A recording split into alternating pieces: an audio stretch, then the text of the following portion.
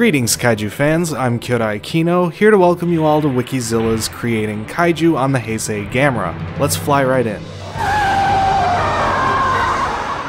For Guardian of the Universe, Mahiro Maeda of the animation studio Gonzo was employed to redesign Gamera and Gyaos. Shinji Higuchi was also hired to help design the monsters, and went on to serve as the director of special effects for the entire trilogy. The pair initially wanted Gamera to resemble a flying sea turtle, with the idea that both of his arms would flatten into fin-like wings during flight. Daiei, however, rejected the concept and forced Maeda and Higuchi to base Gamera's appearance more on land turtles. They also turned down Higuchi's suggestion to give Gamera elbow claws to accentuate his elbows, but he snuck them in anyway by making them retractable and saving them for the very end of the film. Some of Maeda's designs hewed closer to Gamera's appearance in the Showa series, but he made Gamera's shell and chest more rounded, basing their shape on those of real turtles. He felt a smoother, circular shell would appear more aerodynamic. Considering the original Gamera was linked to Inuit mythology in his debut film, Maeda attempted to design the new Gamera to look like he came from ancient Chinese mythology, which he said had a similar motif. Maeda's design for Gamera ended up differing from the appearance of the finished suits, specifically the shapes of his arms and abdomen, as well as the balance between the sizes of his head and body. During the modeling process, Tomo Haraguchi and his team likely made these modifications due to the physical limitations of an actor in a costume. The basis for the suits was a 3-shaku, or Japanese foot, concept model rather than any single piece of concept art. Gamera was portrayed by suit actors Takateru Manabe and Jun Suzuki for his Heisei debut. According to Higuchi, shorter actors served several purposes. I wanted to shoot a large amount of low-angle footage of Gamera and Gyaos, and the only way to avoid having the ceiling of the set be seen in the footage was to have short actors play the monsters. And if the monster actors are tall, the miniature sets must be large, but if the actors are short, smaller sets can be used. We saved money by using small sets because it costs more to construct and maintain larger sets than smaller ones. In addition, if the monster actors are short, only 2 people are needed to help them get in and out of their costumes. A team of modelers led by Tomo Haraguchi constructed 3 suits for Gamera, one apiece for action, close-up, and water scenes. The close-up suit's head was fitted with a remote control mechanism to open and close its mouth, outsourced to the Japanese company ASCII. One of the suits also featured orange lights in its eyes, although they were only used in the special report trailer due to opposition from Higuchi and special effects cinematographer Hiroshi Kidokoro. The water suit was often cut apart and repurposed during filming. One of its arms was removed and modified to depict his hidden elbow claw. An upper-body Muppet made from the same mold as the Gamera suits was used to create movements and facial expressions which would have been impossible otherwise. Its internal mechanism was operated by wires. A variety of scale models were used to portray Gamera flying, including at least 2 3-shaku models and 4 1-shaku models for distant shots. An additional model of Gamera's shell was created as a reference for a CG model, which was used for his body's rotation during flight. For Gamera's regeneration underwater, a stationary 3-shaku miniature was used. This was later modified to feature a moving head and arms for certain shots during the JSDF's assault on Gamera at the foot of Mount Fuji.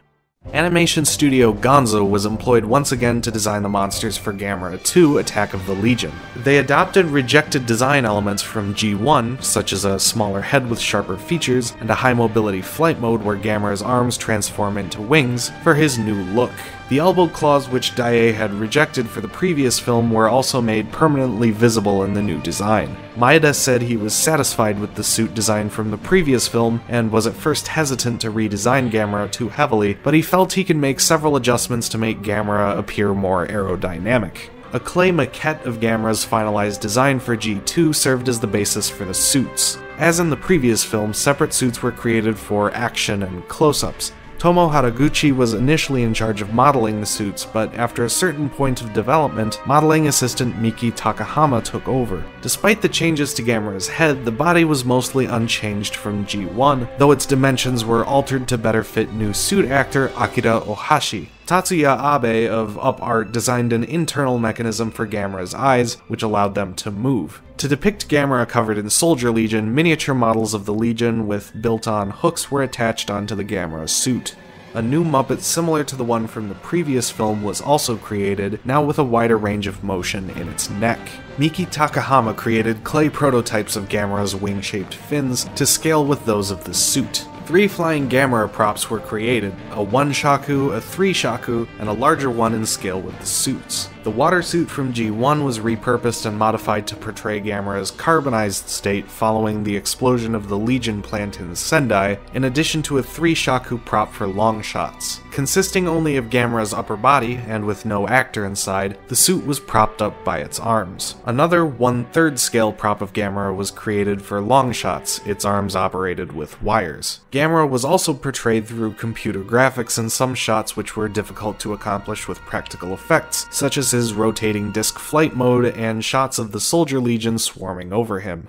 Mahiro Maeda was once again in charge of designing the monsters for Gamera 3, Revenge of Iris, with Shinji Higuchi providing a great deal of ideas and input to the design process. At the design stage, Gamera's final attack against Iris was not yet decided, and so the filmmakers considered having him reuse his ultimate plasma attack from the previous film. For this reason, some concept art showed the port on Gamera's plastron from which he fired the attack permanently open. Maeda said he felt that the more extreme, stylized designs Higuchi created for G1 were more or less brought back for the third film. For Gamera's standard flight mode, Maeda reinstated a concept that Daiei rejected for the first film, fin-like parts extending from Gamera's shell which act as air brakes. Maeda took advantage of new advancements in CGI when designing Gamera's spinning disc flight mode, making his shell compress and flatten as a result of centrifugal force when spinning. A clay concept maquette of Gamera's final design was made to estimate the volume of the suit and ensure that it would be balanced given the likely weight of its massive shell.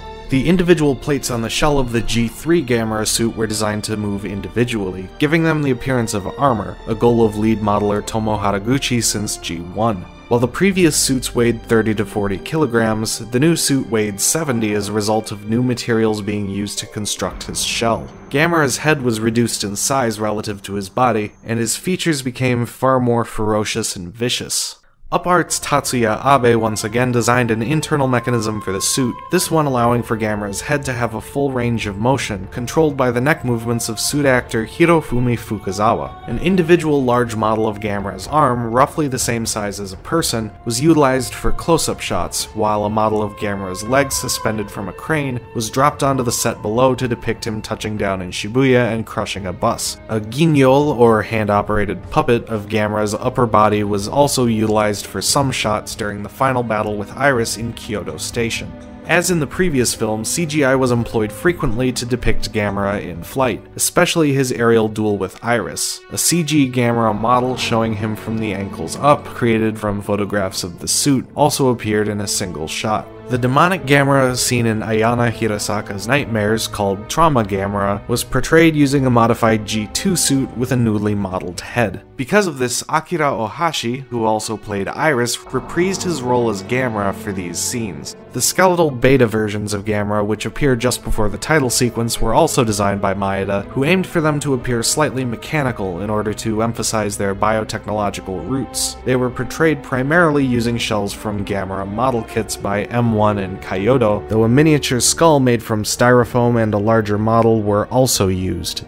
Lastly, Shusuke Kaneko explained in a 2003 interview that turtles do not exist in the universe of the trilogy, and as such Gamera isn't referred to as one, the implication being that humanity instead perceives him as a strange mythical beast. Still, a couple of oversights find their way into Gamera 3. The words turtle's shell are used in a report about the graveyard, and a turtle figure is seen on Saito's desk. The scene where Ayana learns about Genbu, the black tortoise with snake, might superficially appear as another oversight, but it is never referred to as a turtle or tortoise by the characters. It's viewed as a creature of legend like Gamera himself, implying that the Guardian of the Universe may have been the in-universe inspiration for the Guardian of the North.